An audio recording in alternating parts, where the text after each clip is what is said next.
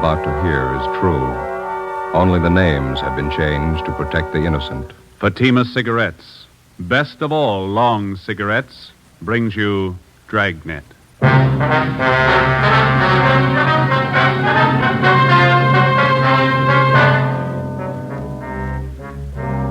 You're a detective sergeant. You're assigned to burglary detail. Unidentified thieves start a campaign of burglaries in your city. Homes are broken into and stripped of their furnishings. There's no lead on the criminals. Your job, get 'em. When you compare Fatima with other long cigarettes, the difference is quality. Yes, in Fatima, the difference is quality. If you want a long cigarette, smoke that best of all long cigarettes. Smoke extra mild Fatima. Fatima is the quality king-size cigarette because it contains the finest Turkish and domestic tobaccos superbly blended. And Fatima is extra mild with a much different, much better flavor and aroma than any other long cigarette. Because of its quality, its extra mildness, its better flavor and aroma, Fatima has more than doubled its smokers coast to coast. Enjoy extra mild Fatima yourself. It's wise to smoke extra mild Fatima. Because in Fatima, the difference is quality. Yes, in Fatima, the difference is quality. Smoke Fatima, the quality king-size cigarette. Best of all long cigarettes.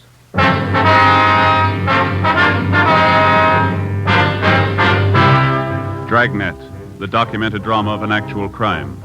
For the next 30 minutes, in cooperation with the Los Angeles Police Department, you will travel step by step on the side of the law through an actual case from official police files.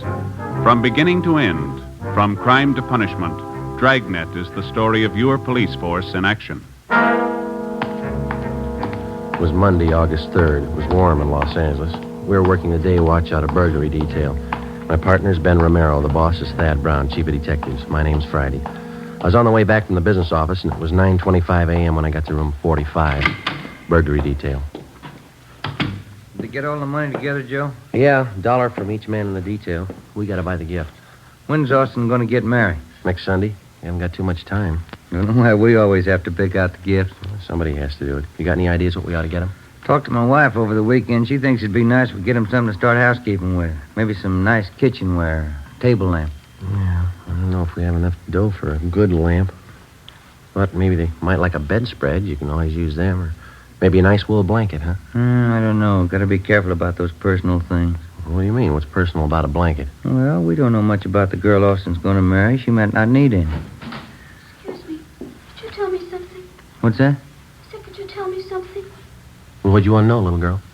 Is this where you come to report about stolen things? Well, no, that all depends. Why don't you come on in and tell us all about it, huh? Thank you, I will. Like to sit down, little girl? I'm 12 years old. I'll stand if it's all right. All right. Now, would you like to tell us what's been stolen? Everything. Hmm? Everything's been stolen. We came back this morning and found it that way. Grandpa's awful mad. Mm-hmm. Maybe we better get the facts to start with. What's your name? Ruth Ann Marie Jeanette. Jeanette. Is that your last name? No, Snyder. Ruth Ann Marie Jeanette Snyder. Did you come down here alone, Ruth? Yes, Grandpa sent me. He's awful mad. Where do you live? With Grandpa. Where's that? Over on College Avenue.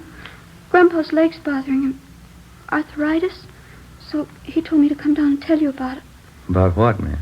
Everything. We came back this morning on the train, and when we got home, we found everything was stolen. It's terrible. What do you mean by everything? I walked all the way over here to tell you. I'm thirsty, sir. Drinking fountain in the hall. Oh, we've got a cooler over here. Let me get you a cup, huh? Thank you.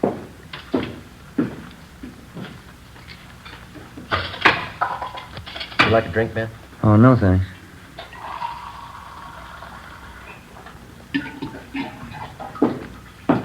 All right, little lady. Here you are. Thank you very much. Now, would you like to tell us what it's all about?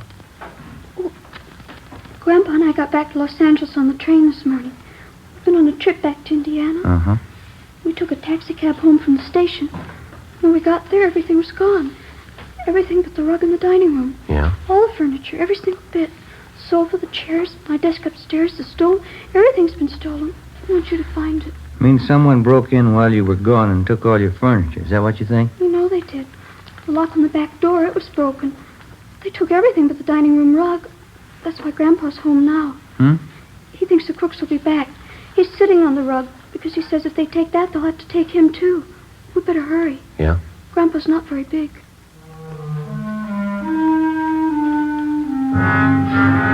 9:45 a.m. Ben and I drove little Ruth Ann Snyder back to her home on College Avenue. It was an old-fashioned wooden frame structure a few doors up from College Avenue and Everett Way. Ruth Ann showed us inside and introduced us to her grandfather, Mr. John H. Snyder, age 78. He told us that a year ago, he and his wife, Ruth Ann's grandmother, had come to California from Indiana and rented the house on College Avenue. The grandmother had fallen ill and passed away suddenly 3 weeks ago. He and Ruth Ann closed the house and took the body back to Indiana on the train for burial. On their return that morning, they found the house stripped of every piece of furniture. We checked room by room and listed the missing articles. We put in a call to latent fingerprints. Do you happen to know the serial numbers of your home appliances, Mr. Snyder? No, sir. I've lived with most of the furniture for 40 years. You get to know the things you own in 40 years. I know it was in my room, Sergeant. My desk, my table and chair, the bed, the curtains. They took everything. Well, how about the estimated value of the furniture, sir? What would you say it was worth? Dollars and cents? Oh, I don't know. What's a house full of furniture worth to anyone? Guess everybody puts their own value on their things. Yes, sir, they do. Solid walnut dining set. A wedding present. Mahogany front room table. A solid, too. It cost money in their day. All gone.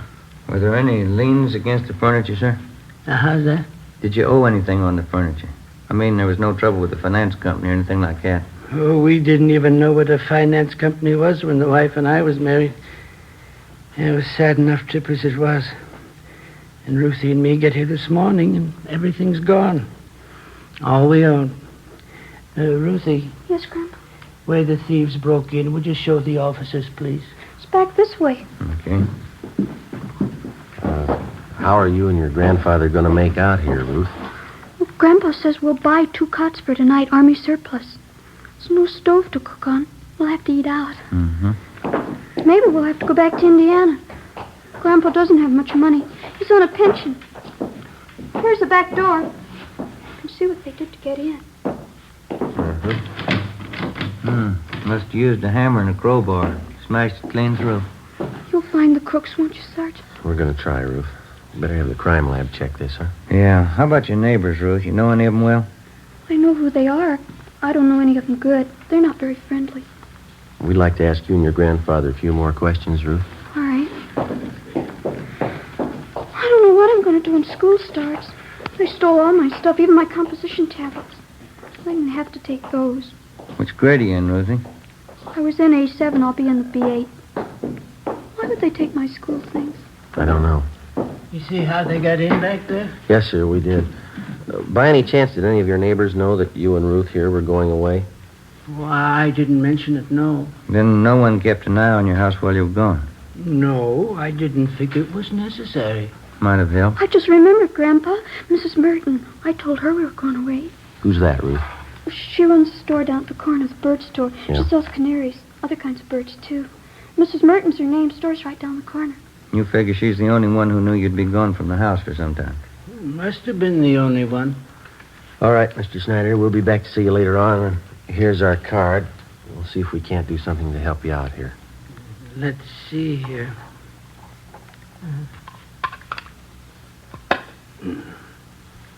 Friday, Romero, burglary detail. All right, thank you, boy. Ruthie will show you to the door. Yes, Grandpa. Miss Snyder. Right. Goodbye, sir. Oh, say there. Yes, sir. Guess you understand, but I'd like to apologize anyway. I just couldn't do it. What's that, sir? Offer you a chair.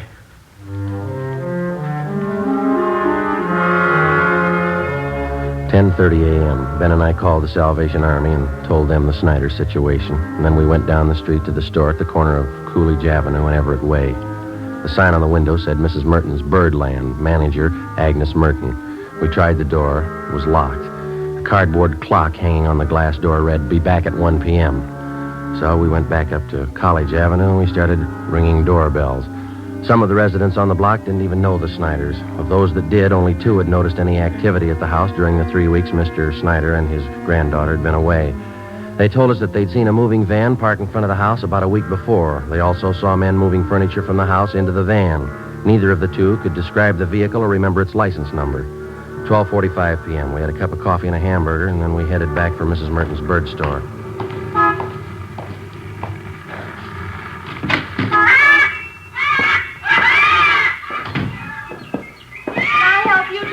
Yes, ma'am. Police officers. You have a few questions for you. Certainly. Something about birds? No, ma'am. About one of your neighbors. Oh. The Snyders? They live just up the street from me. Oh, yes, old couple. Poor Mrs. Snyder passed away, a few weeks ago. Yes, ma'am, we know. They have a wonderful granddaughter, Ruthie. She and I are getting to be great friends. The Snyders having some kind of trouble? We're investigating a burglary at their house. Oh, is that so? Now, you be quiet, Mary. You heard what I told Blackie. Just eat your food and be quiet. I guess you knew the Snyders have been away for the last few weeks. Yes, I did, but they're back. I saw Ruthie pass the window this morning. Have you noticed any activity around the Snyders' house since they've been gone? Well, yes, I did. Well, just what you noticed, Miss Merton? Well, it was 7 or 8 days ago, I think. Some white moving truck stopped in front of their place, and 2 men started moving up Snyder's furniture. Uh-huh. I thought it was a little strange because Ruthie hadn't told me anything about moving. And in fact, she said definitely she and her grandpa were coming back after poor Mrs. Snyder's funeral in Indiana. Did you investigate it all, ma'am? Oh, excuse me. Who is that? You, Fred? Yes, you ought to be ashamed. You can see I'm busy. Another outburst like that, and all 3 of you, Fred, Blackie, Mary, I'll take care of you. Now, where was I? You saw the moving van in front of the Snyders. Oh, yes. And I went up to the moving men and asked them if the Snyders were going back to Indiana. Well, of course, they didn't know anything about it. Did you inquire at the Snyders' house? Well, no, it so happened I didn't. I was on my way to one of the big aviaries in the valley, and I just didn't have time to stop. How about the moving van? Did you happen to notice the license? I don't remember the numbers. Any identifying marks about the truck you might remember? Maybe a sign on the side? Yes, the side of the truck was painted white, and there was large blue lettering on it, van and storage, it said. I remember that much. Was that all? Well, yes, as I said, I was in a hurry. I had to pick up 3 sick canaries out in the valley. Is there anything else about the incident you can remember? Anything at all? No, I'm afraid not. Well, thank you very much, Miss Merton. Here's our card if you happen to come across any further information. Yes, all right. I'll have to go see the Snyders. Maybe I can help. Fine. Goodbye, ma'am. Thank you very much. Yes, goodbye. Bye. Fred, now you stop up this minute. Fred? Yeah, not much help there. Not much. Give me an idea, though. Wedding present for the Austins. Yeah? Maybe a couple of canaries? In a nice cage?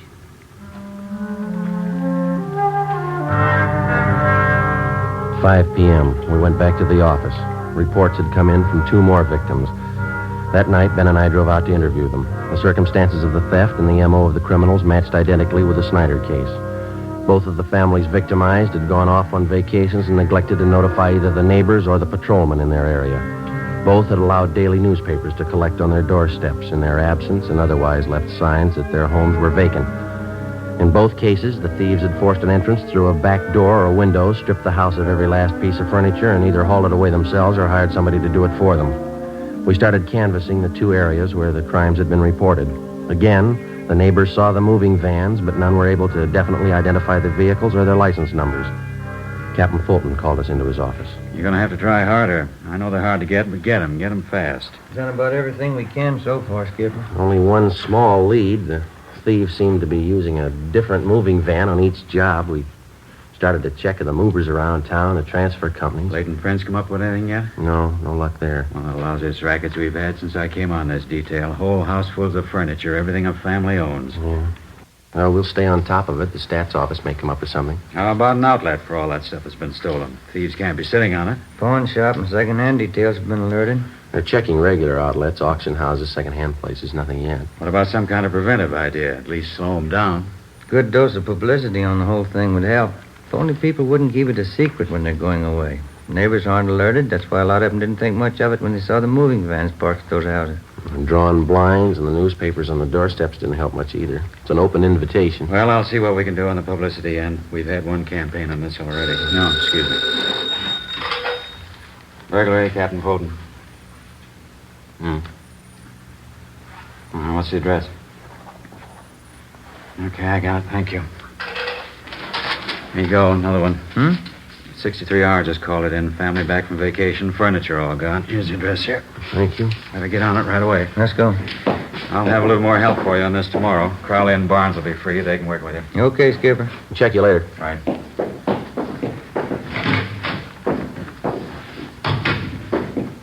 Sergeant Friday? Oh, yes, You ma'am. remember me, don't you, Mrs. Burton? Oh, sure. The bird store. Yes, ma'am. How are you? Well, they told me to wait here. I guess everything will be all right now. Yeah? I saw it today on Olive Street. Here. The truck that came to Snyder's house. That's the license number.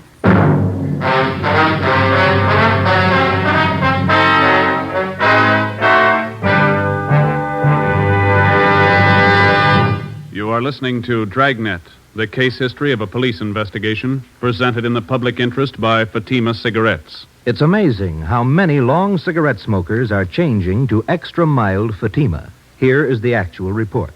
From coast to coast, Fatima has more than doubled its smokers. Here is the reason why. When you compare Fatima with other long cigarettes, the difference is quality. Yes, in Fatima, the difference is quality. Fatima is the quality king-size cigarette because it contains the finest Turkish and domestic tobaccos superbly blended. And Fatima is extra mild with a much different, much better flavor and aroma than any other long cigarette. And because of its quality, its extra mildness, its better flavor and aroma, more and more smokers say it's wise to smoke extra mild Fatima. I agree, says Dick Hyland, sports columnist. I agree, says Mrs. Deems Taylor, painter and theatrical designer. I agree, says Frank Fenton, author. Yes, all agree. It's wise to smoke extra mild Fatima. Best of all, long cigarettes. Because in Fatima, the difference is quality. Yes, in Fatima, the difference is quality. Smoke Fatima, the quality king-size cigarette.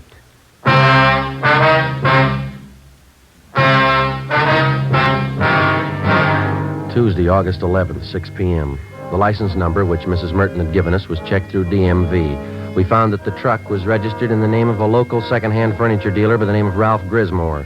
We checked his name through the police commission and then the I Bureau. He had a good reputation, no criminal record. Early the next morning, we picked up Mr. Snyder and his granddaughter, Ruth, and we drove to Grismore's second-hand furniture store. We identified ourselves and asked to look at his buy book. Under the date of July 27th, Grismore had recorded the purchase of more than 3 dozen articles of furniture from a house on College Avenue. The address was that of the Snyders. The man and the woman, Sergeant, they said they'd sold their house and they were going east. Man said the company he worked for transferred him to Boston. Told me he had to get back to take over his new job. Would you recognize the people if you saw them again, Grismore? Sure, I think so. The woman was a great talker. She said they figured on selling the stuff piece by piece. They'd get more, but since they had to leave town the next day, she decided to sell the whole lot to a dealer. You got the furniture for a pretty low price, didn't you? Pretty good price, yeah. That's why I went along on the fast deal. Wasn't going to talk myself out of a bargain. They wanted to sell fast, so I wanted to buy. I didn't think anything was wrong. Sergeant, Yeah, Mrs. Snyder? our walnut dining room set. That's it right over there. You sure, Mr. Snyder?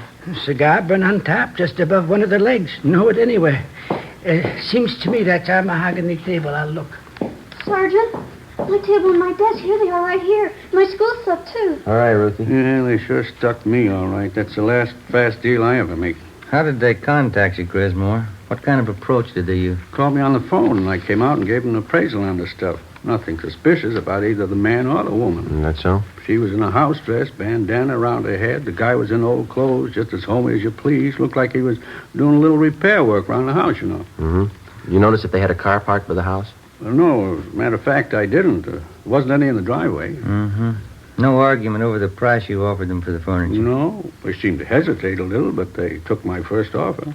I thought I had a good deal. I don't know. How'd they react after you agreed on a price? In a hurry?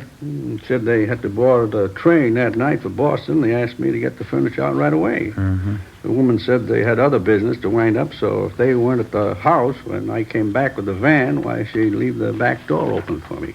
I guess you realize you were going to have to place a hold on this furniture that you bought. Yeah, I know. I got nobody to blame but myself. And you gave this man and woman a check for the full amount of the sale. Is that right, Grismer? $550 down the drain. Do you have the canceled check? No, not yet. If you like, you can probably get it from the bank. Don't imagine those crooks would waste any time cashing it. We'd appreciate it if you'd run down to the bank with us now. Okay, sir. Sergeant, could I speak with Mr. Grismore? Sure, Mr. Snyder. Mr. Grismore. Yes, sir. I'm sorry about all this. I didn't know. Oh, I understand, sir. You buy furniture, don't you? Yes, sir. What could you give me for 2 Army surplus cots? Grismore made arrangements to round up Mr. Snyder's furniture and ship it back to his home.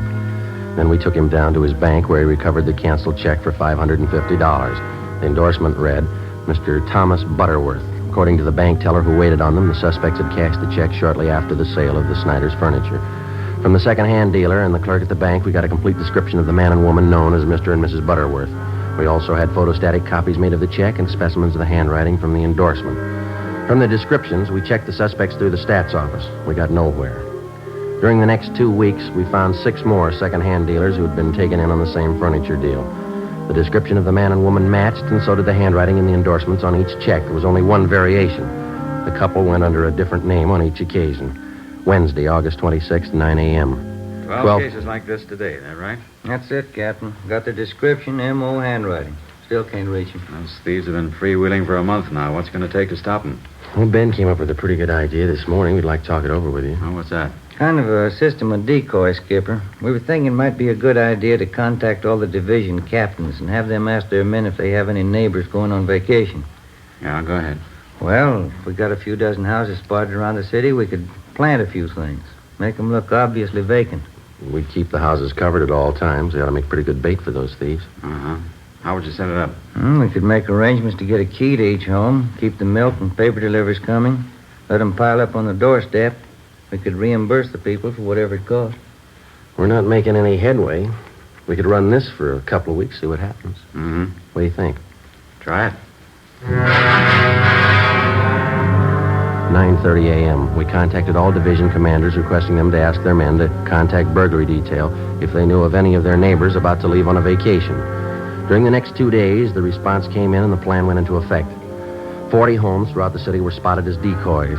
They were kept under surveillance at all times. In the week that followed, 2 more burglaries of the same type were reported, but the suspects failed to try any of the decoy homes. The men in the pawn shop and second-hand details continued to work right along with us. The stolen furniture kept turning up, but not the thieves. Again, the homes that had been broken into displayed all the usual signs that the occupants were away. Old circulars and newspapers scattered on the lawn, milk bottles lined up at the door, all the blinds drawn. The decoy plan continued. No results. August 31st, we had a report of another burglary involving the theft of furniture. We made our investigation. 2 p.m. We went back to the office to get out a list of stolen articles. Hi, Ben. You home? Hi, Austin. When'd you get back from your honeymoon? Late last night. Say, Thelma, I'd sure like to thank all you fellas for that wedding present you sent us. Darn nice of you. Well, we're glad you liked it, Austin. Sure a beauty. I'd like to ask you a question about it, though. I hope you won't take it wrong. No, go ahead. Well, what is it? You've got an early American house, haven't you? Yeah, that's right. It's an antique. Yeah? It's an apple peeler. One of the first ever built. Oh, sure. Thanks a lot. I get it. Burglary Friday. Yeah? Where? Right away, thanks. One of the decoy houses. Yeah? We got a bite. Together with Sergeants Crowley and Austin, we drove out to the decoy house where an unidentified man and a woman had been seen forcing entry through a back door. They'd been spotted by a police officer's wife who lived next door and who had called in the report. We parked down the street from the decoy home and waited. 5 minutes passed. We saw a woman dressed in a housecoat come out onto the porch of the house, look up and down the street, and then go back inside. A few minutes after that, a gray Chevrolet sedan pulled up in front of the house. A man in a dark suit got out and entered through the front door. Ben called communications for a make on the car. 80K to Control 4. 80K to Control 4. Control 4, go ahead. Request DMV on 6 Mary 6778. Repeat, 6M 6778. Information urgent. Roger, 80K. KMA 367. We waited. There were no signs of activity from the decoy house. 2 minutes after Ben put in the call, we got our make on the gray sedan. Control 4 to 80K. 80K, go ahead. 6 Mary 6778 6M6778 is registered to the Donahoe Furniture Company, legal the same. 7811 Harvard Boulevard. It is a Chevrolet Deluxe two-door sedan, 1941 model. Engine number C6VA4414. 80K, Roger. KMA 367. A few minutes after the call back, a moving van drove down the street and backed into the driveway of the decoy house. The sign on the side of the van read Donahoe Furniture Company. 2 men got out, went up to the front door, and were let in. They came out in a couple of minutes and loaded a sofa into the moving van. Okay, Joe. Crowley and Austin get the sign. Yeah, here they come. Let's go. Hey, you and Crowley want to cover the back, Austin? Right. Let's go, Crowley. Yeah. Come on, Ben. Mm-hmm.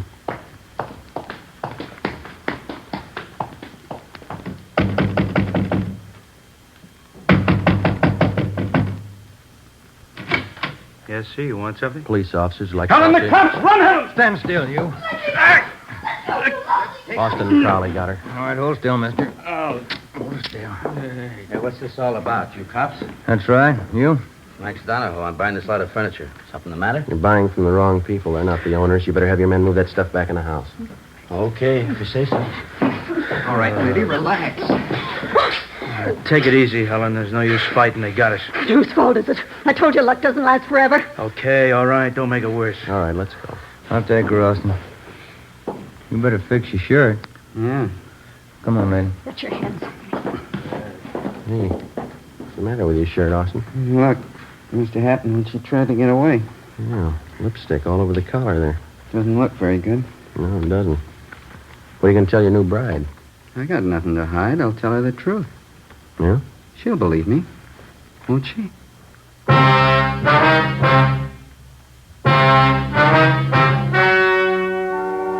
story you've just heard was true.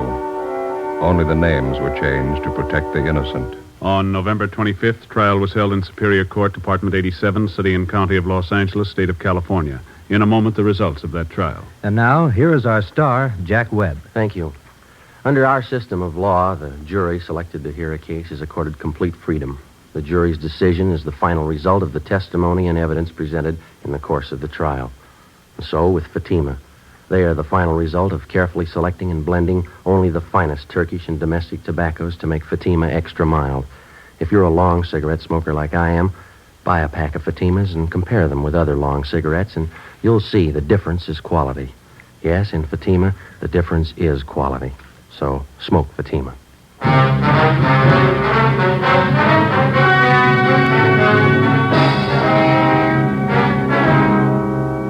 The suspects were identified as Mr. and Mrs. Thomas Dunbar. They were arraigned on 15 counts of burglary and tried and found guilty on all counts. They are now serving their terms in the state penitentiary. You have just heard Dragnet, a series of authentic cases from official files. Technical advice came from the Office of Chief of Police W.H. Parker, Los Angeles Police Department.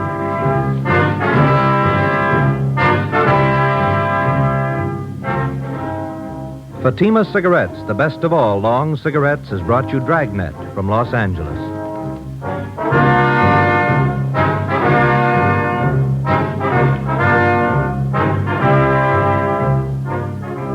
Coming up, Duffy's Tavern. Bob Hope returns October 3rd on NBC.